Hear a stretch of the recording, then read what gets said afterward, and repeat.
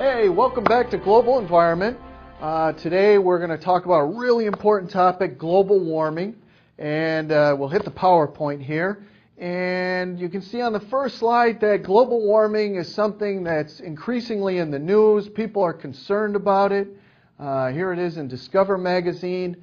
And when we're looking at global warming, global climate change is probably a better description of it. It's really your perfect systems problem, because you have to know so many things to even have a chance to understand global climate change.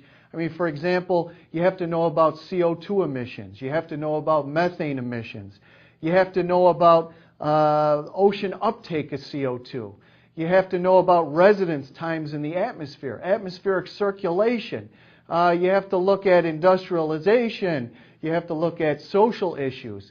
It is very complicated. And on top of this, normal trends in climate and oscillations in climate over time anyway. So it is really complicated.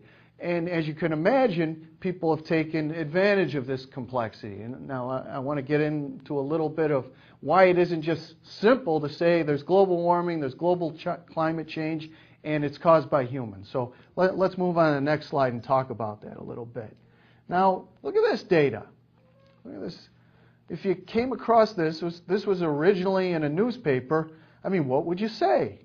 You'd look at that and you'd say probably, yeah, look at that. There's global warming there. You can see it right away. No problem there.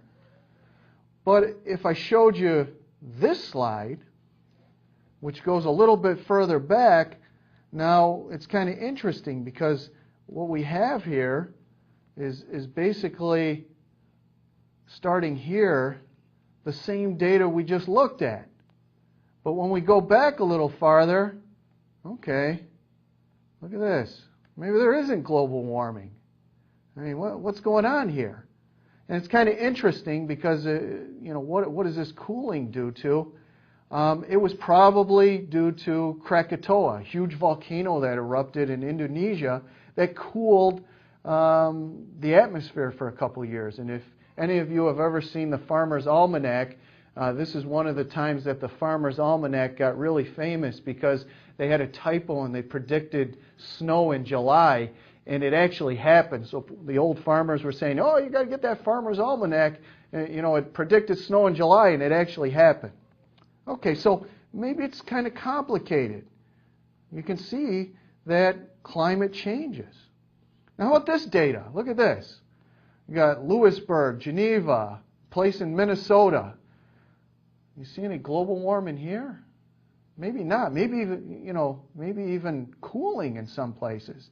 Now that's an important concept for people, because you can get data from all over the world. And it's been predicted, in fact, that because of global climate change, some areas could actually cool. And that's an important thing to remember. So cherry-picking data is an important concept to get in your heads. You can find data that shows cooling. You can find warming. But what we want to see are global trends. And that's important. In fact, some of the data that's been presented, when you reanalyze it, for example, there was one station that showed cooling over time, but the station had moved uphill over time.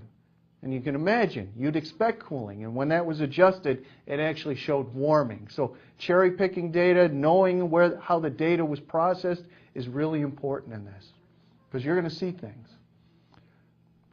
Okay, now another thing we have to talk about is the idea that climate always changes. Now this is a painting of Venice. You see all the people around, the merchants, royalty, the common people. But what are they doing? They're ice skating. Now what's the catch? The water never freezes in Venice anymore. So yeah, climate changes. It has adjusted. This was during a period called the Little Ice Age. So we have to keep that under consideration. Yeah, climate changes, but are we seeing something really different now?